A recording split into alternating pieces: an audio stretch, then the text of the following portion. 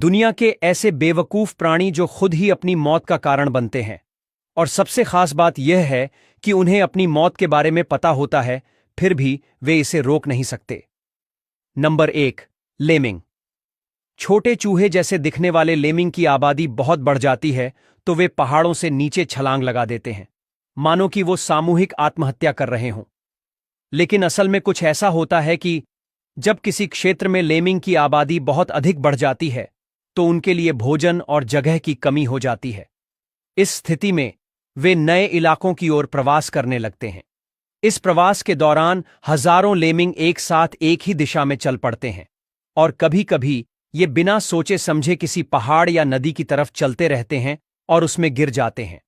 लेकिन लेमिंग आत्महत्या नहीं करते, बल्कि यह भेड़चाल की तरह गलती से मरते हैं। जब एक लेमिंग गिरता है तो उसके पीछे पूरा समूह गिरकर अपनी जान गंवाता है। नंबर 2, बाबी रूसा।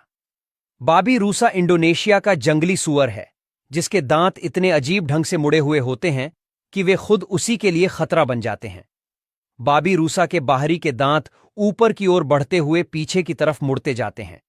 अगर ये दांत बहुत लंबे हो जाएं और घिसे नहीं तो वे घूमकर इसी की खोपड़ी या चेहरे में घुस सकते हैं। अपने ही दांतों से चोटिल होकर जान गंवाने वाला यह शायद इकलौता जानवर है। नंबर 3, कछुआ। धीमी चाल वाला कछुआ अपने मजबूत कवच के लिए जाना जाता है जो मुश्किल वक्त में उसकी ढाल बन जाता है। लेकिन यदि यही भारी भरकम कवच उलट जाए तो वह कछुए के लिए घातक बन सकता है। कभी कभी कछुआ किसी वजह से पीठ के बल उलट जाता है और खुद को सीधा नहीं कर पाता। ऐसी उल्टी हालत में उसके अंगों पर दबाव बढ़ जाता है, सांस लेना कठिन हो जाता है और वह शिकारी के लिए भी आसान शिकार बन सकता है।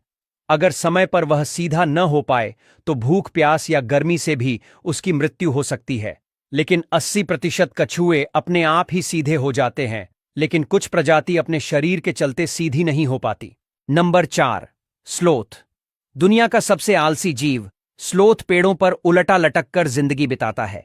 यह इतना धीरे धीरे चलता है कि इसकी यही सुस्ती कभी कभी जानलेवा साबित होती है। स्लोथ दिन भर पेड़ों पर टंगा रहता है और मंद गति से हिलता डुलता है। अगर कोई हर्पी ईगल या जगुआर जैसे तेज शिकारी उस पर हमला करता है तब वह अपनी धीमी गति और आलस के चलते वह ठीक से भागने तक का कष्ट नहीं करता और अपनी मौत को न्योता दे बैठता है। नंबर 5, नर रेंडियर। हिम क्षेत्रों का नर रेंडियर अपने विशाल शाखाओं जैसे सींगों के लिए मशहूर है, जिन्हें वह मादा को रिझाने और दुश्मन नर से लड़ने के लिए इस्तेमाल करता है। लेकिन कभी कभी यही शानदार सींग उसके लिए मौत का कारण बन जाते हैं। जब 2 रेंडियर आपस में भिड़ते हैं तो उनके सींग इतनी बुरी तरह एक दूसरे में उलझ सकते हैं कि फिर अलग होना मुश्किल हो जाता है।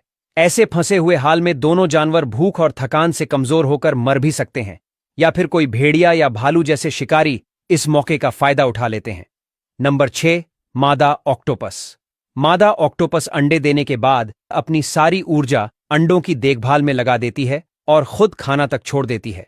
हफ्तों या महीनों तक मादा ऑक्टोपस अपने अंडों को हवा और सुरक्षा देती रहती है। इस दौरान वह एक निवाला तक नहीं खाती।